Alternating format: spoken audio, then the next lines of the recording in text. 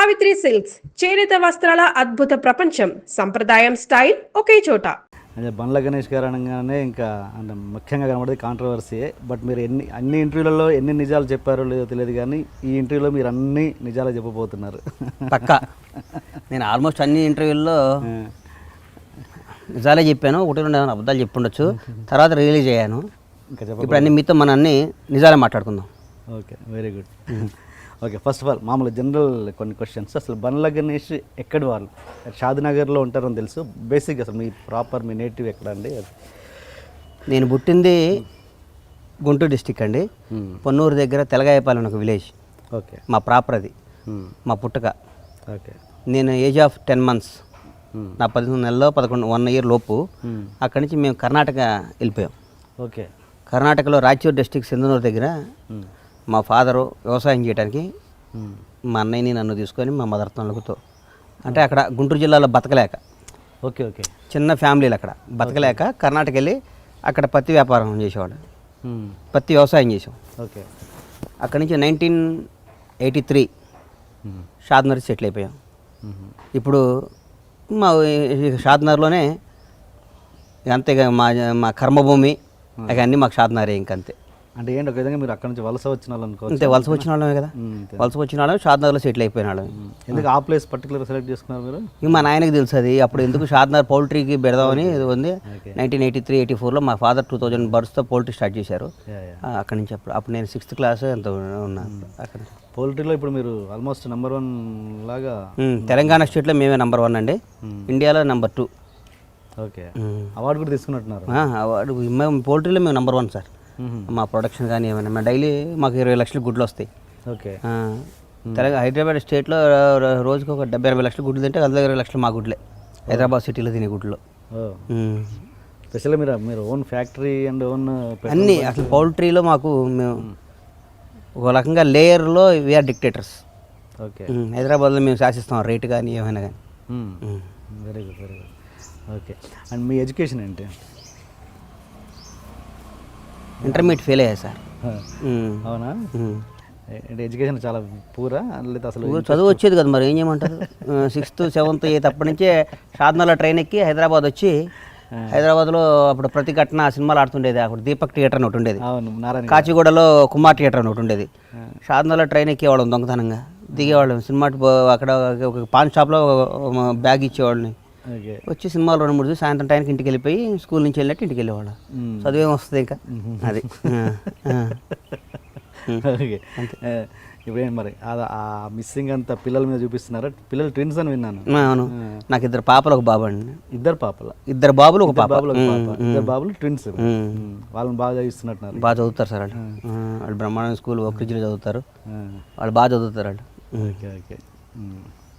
And artist కంటే మీరు ఆర్టిస్ట్గా అయ్యే కంటే ముందు మీరు మేనేజర్గా చేసినట్టున్నారు. నేను బేసిక్గా 10th class అయిపోయినాక హైదరాబాద్ వచ్చేసాను సార్. ఏజ్ ఆఫ్ 15, నా 15 సంవత్సరం. 10th వచ్చి మధు ఫిల్మ్ ఇన్స్టిట్యూట్లో ట్రైనింగ్ అయ్యా. Okay, 1 year. I'm student of Madhu film institute. Okay, student interview అయిపోయినాక యాడ్లో మీది ఎప్పుడు ఫోటో కనబడదు? ఎవరో శ్రీకాంత్ గారు, శివాజీ రాజా గారు వీళ్ళందరూ కనబడదు, మీ ఫోటో ఎప్పుడు కనబడదు? వాళ్ళకి మన ఎదుగుదల గుర్తించలేదేమో ఇంకా. అది మన తప్పు కాదు. నేను మధు ఫిల్మ్ ఇన్స్టిట్యూట్ స్టూడెంట్ నేను. తర్వాత మధు ఫిల్మ్ ఇన్స్టిట్యూట్ అయిపోయినాక మళ్ళీ పోయి ఇంటర్మీడియట్ చేశా షాద్నగర్. మరీ చిన్నపిల్లోడరా నువ్వేంద్ర నాయన అన్నారు. పోయి ఇంటర్మీడియట్ చేస్తే అన్నీ ఫెయిల్ అయ్యా, అన్నీ ఫెయిల్, ఇంక్లూడింగ్ తెలుగు. ఒక కామర్స్ ఏదో ఒక దాంట్లో పాస్ అయ్యా. ఇది అయ్యే పని కాదురా అని చెప్పి మళ్ళీ వచ్చి ప్రొడక్షన్ మేనేజర్గా జాయిన్ అవుతాం. ఇండస్ట్రీలోనే ఉండాలి.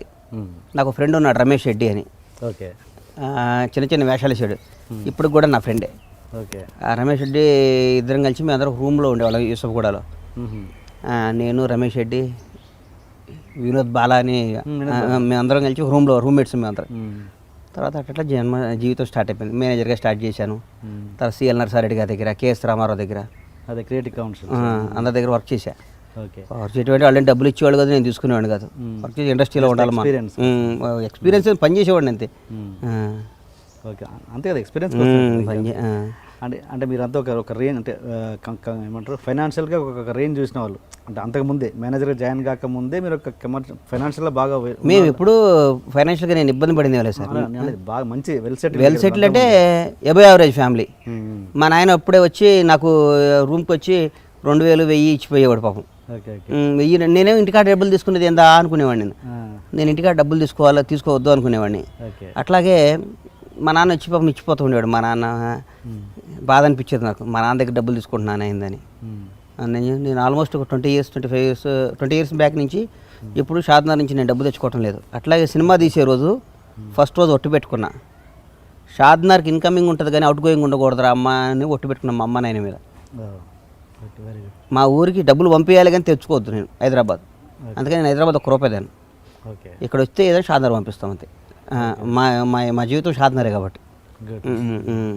నేను అనేది అంత ఫైనాన్షియల్ బాగా చూసిన వాళ్ళు, అంత ఎంత కొంత చూసిన వాళ్ళు ఇక్కడ మేనేజర్ కంటే మీకు చిన్న చిన్న అవమానాలు ఉంటాయి కదా, ఎలాంటివి జరిగాయి?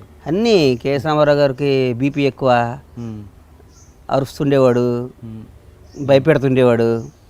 అయినా మనం ఇండస్ట్రీలోనే ఉండాలి. సినిమా అంటే పిచ్చి, సినిమా అంటే ఫ్యాషన్, సినిమా అనేది తప్ప ఇంకోటి ఏమీ లేదు. ఇక షాద్నగర్లో అందరికీ అప్పుడు ఇన్స్టిట్యూట్లో జాయిన్ కాలే, నాగేశ్వరరావు కొడుకు, నాగేశ్వరరావు కొడుకు సినిమా యాక్టర్ అంటారా అనేది మా వాళ్ళని మా కొద్దిగా ఎక్కిరింపులు. ఈడు పోయి హీరో అవుతాడా, యాక్టర్ అవుతాడా, అది అవుతాడా, ఇది అవుతాడని.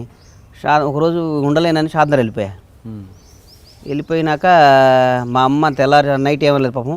అప్పుడు పోయి గౌలిగూడ పోయి బస్సు ఎక్కేది, గౌలిగూడ పోయి బస్సు ఎక్కితే షాద్నగర్ దిగేది. ఇంటికి పోతే పాపం మా నాన్న స్కూటర్ మీద వచ్చి తీసుకుని పోయేవాడు. నేను పోనమ్మా షాద్నగర్ హైదరాబాద్, ఇంకా అమ్మాట ఎవరి దగ్గర అన్ని పనులు నేను చేయను, మన ఇంటికాడ ఏదైనా చేస్తా అది ఇదంటే. పొద్దున్నే మా నాన్న లేచి మా అమ్మ లేచి ఏమైనా కానీ సినిమా ఇండస్ట్రీలో ఉండాలి. మా నాన్నకి సినిమాలు అంటే పాపం ఇష్టం, చాలా ప్రేమ. మా అన్న వీళ్ళందరూ నన్ను మా అన్నయ్య కొడుకులా చూసాడు. నాకు మా అన్నకు 1.5 year గ్యాప్. అవును, తమ్ముళ్ళ చూడు ఇప్పుడు వాడు కొడుకులాగా, మీ ఇద్దరం ఒరేవారు అనుకుంటాం అట్లా. వెళ్ళాలరా అన్నారు. సరే వచ్చే దీని అంత చూద్దాంలే అని వచ్చాను. వచ్చినాక కృష్ణారెడ్డి గారు, శ్రీకాంత్, నేను వినోదం అంతకుముందు మేము ఫ్రెండ్స్, ఇన్స్టిట్యూట్ కదా శ్రీకాంత్, అక్కడి నుంచి మేము ఫ్రెండ్స్. శ్రీకాంత్ ద్వారా కృష్ణారెడ్డి గారు, వజ్రం సినిమాకి నేను మేనేజర్ని. అవునా? ఓకే. వజ్రం సినిమాకి మేనేజర్ అప్పుడు కొద్దిగా కృష్ణారెడ్డి గారితో పరిచయం. తర్వాత శ్రీకాంత్ నేను ఫ్రెండ్స్ అవటం, మేమందరం కలిసి అంటే వినోదంలో అవకాశం ఇచ్చారు. దివాకర్ బాబు గారు రైటర్ ఉండేవారు. ఆయనకు ఒక రోజు నేను ఇన్స్టిట్యూట్లో మైమ్లో ది బెస్ట్ స్టూడెంట్ నేను. ఒకరోజు మైమ్ చేసి చూపించాను అక్కడ గెస్ట్ హౌస్లో. అమ్మ నువ్వేం రాయా అంటే నేను ఇన్స్టిట్యూట్ సార్ అని చెప్పా. దివాకర్ బాబు గారు కృష్ణారెడ్డి గారు రికమెండ్ చేయడం, వినోదం సినిమా అవకాశం ఇచ్చారు. Okay okay. అచ్చా, అలా వచ్చింది అంతే. కృష్ణారెడ్డి, దివాకర్ బాబు గారు రికమెండ్ చేశారు. అచ్చిరెడ్డి గారు కృష్ణారెడ్డి గారు చూశారు. కృష్ణారెడ్డి గారు పాపం ఆయన. నాకు బాగా గుర్తు, వినోదం ఒక సక్సెస్ మీట్లో మీరు బాగా కన్నీళ్ళు పెట్టుకొని నాకు లైఫ్ ఇచ్చింది ఎస్వి కృష్ణారెడ్డి గారు అని కన్నీళ్ళు పెట్టుకున్నారు. గుర్తు. మీరు అప్పుడు ఉన్నారు ఇండస్ట్రీలో? ఎంత వయసు సార్ మీది? నా కృష్ణారెడ్డి గారే కదా సార్. మరి అంతకుముందు ప్రొడక్షన్ మేనేజర్ అంటే నా స్థాయికి తగ్గ పని కాదు. నేను అంత నా మనసుకు తెలుసు నేనేందో. ఓకే. ఆర్టిస్ట్ అవుదామని ఇన్స్టిట్యూట్ ట్రైనింగ్ అయ్యాను. కృష్ణారెడ్డి గారు ఇచ్చారు నాకు. తర్వాత 2-3 సినిమాలు, కొన్ని సినిమాలు యాంకరేజ్ చేసేవాళ్ళు, యాక్షన్ ఇచ్చారు. కృష్ణారెడ్డి గారు నన్ను ఒక రకంగా చెప్పాలంటే ఒక తమ్ముళ్ళ చూసేవాడు సార్ నన్ను. మరి ఆ విషయాలు తెలాలంటే ఇండస్ట్రీలో ఉండక్కర్లేదుగా, బయట ప్రేక్షకులు కూడా చూస్తారు కదా. మీరు ఉన్నారు అర్థమైపోయింది. మీరు మనలాంటి లాంగ్ జర్నీ ట్రైన్ మీద.